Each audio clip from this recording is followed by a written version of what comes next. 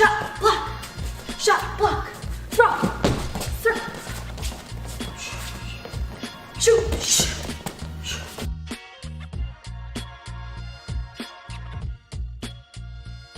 Right, so now we're going to talk about your wrestling stance. And wrestling stance is kind of something really hard to nail down because you're always moving in wrestling and everybody has a different style.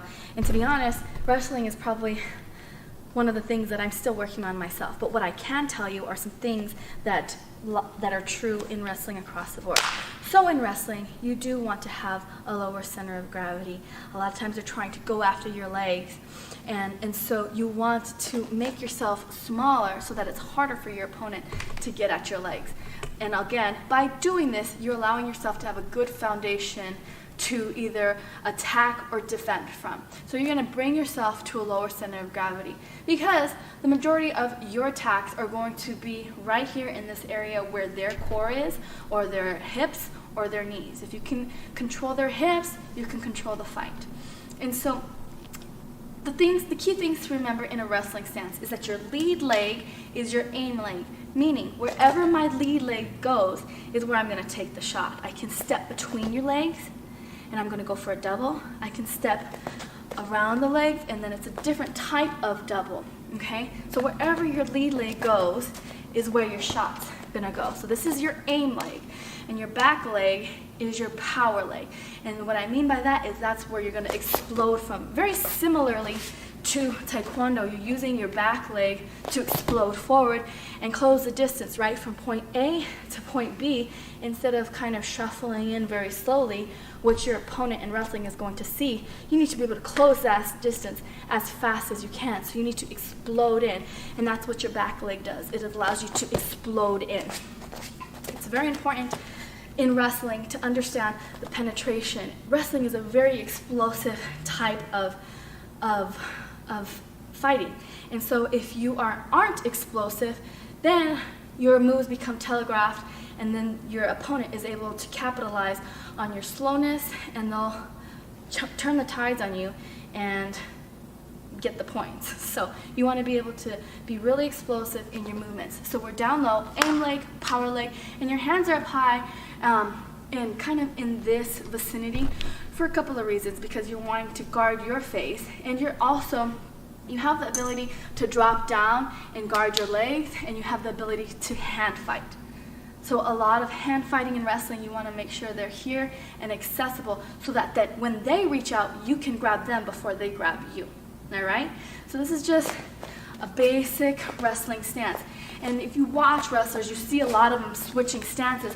And the reason for that is because I'm trying to take your leg. And if my leg is stationary in one spot, like in boxing the majority of the time, then it's there for the taking. But if I'm constantly moving my leg, it's going to be harder for you to take it. So one drill that you can do to try to get better at your wrestling stance is here. 1, 2, 3, back, 2, 3. It's kind of like a capoeira, really, but it's bop, 2, 3. Again, keeping your hands up and being aware of your opponent in front of you. Bop, bop. Always on the balls of your feet so that you can explode forward. Pull back, okay? So switch, explode, back. Switch, explode, back. Switch, explode, back. Now we're going to work another drill. So you're here, and we're going to touch down. And what this touchdown is doing is teaching you to block their attack from your foot. Okay, so what they're doing is they're trying to attack your foot, and you're bringing it down and you're blocking. So you block, step through, block, step through, block, block, 1, block, 1, 2, block, 1, 2, block, 1, 2. And this is also teaching you how to have a balance on one foot. A lot of times you're going to be in a fight in wrestling and they will have your foot, and you need to learn how to fight on that one foot. You need to learn how to keep your balance on that one foot. So just like in boxing, when you're shadow boxing, you can do the same thing in wrestling. incorporating the blocks, incorporating the shots, lead, bring it around, bring it back, lead knee touches, back lead trails, touch, trail. And again, like I said, your stance will constantly change depending on where the fight goes. So you need to be able to move at the drop of a dime. Lead, trail. Lead, trail. So that's a shot. That's a block.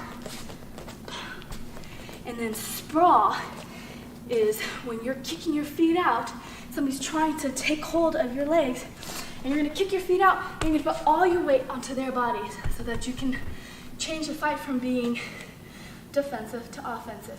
You're defending your legs. You don't want them to get a hold of your feet, and now all of your body weight is on them. But it's hard to do that when you're shadow box sparring because you don't have an opponent to put all your body weight on, so you're gonna hit the floor. When you hit the floor, your hands go on the floor and your hips hit the floor, okay? You're not just gonna like belly flop.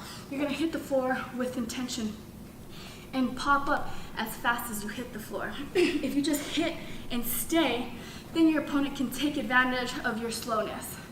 So what you wanna do when you sprawl is hit the floor and pop up and take an angle. So we're here, we call sprawl, hit, up, hands up, guarding your face, guarding your legs, and you're gonna circle off. You can either do it with both hips, you can do it with your left or your right hip, depending on your comfortability and also depending on the situation. So a drill that you can do is shadow box wrestling. Feel like this, with the idea of the opponent in mind coming at you. Oh, they're taking a shot, block. Shot, block, throw, circle, shoot, throw, shoot, block, block, shoot. And that's a drill that you can do for wrestling.